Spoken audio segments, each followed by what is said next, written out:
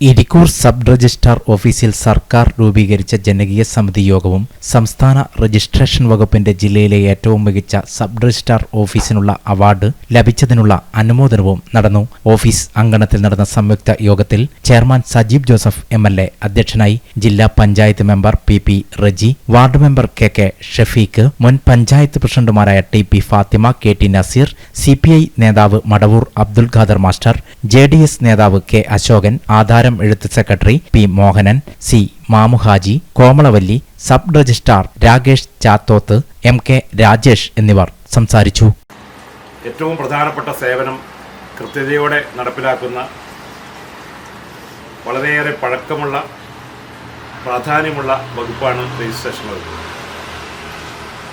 അതിൻ്റെ നാൾവഴികളെക്കുറിച്ച് ഇവിടെ ബഹുമാനപ്പെട്ട സബ് രജിസ്ട്രാർ ഇവിടെ പറഞ്ഞു.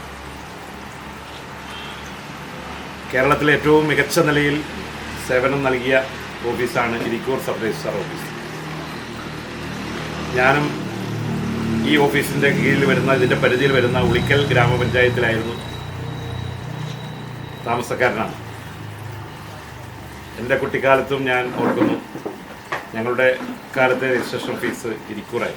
പിന്നീടാണ് ഉളിക്കലിൽ രജിസ്ട്രേഷൻ ഓഫീസ് വന്നത്. മലയോര മേഖലയിലെ ആദ്യത്തെ രജിസ്ട്രേഷൻ ഓഫീസ് എന്ന നിലയിൽ നമ്മുടെ ഓരോരുത്തരുടെയും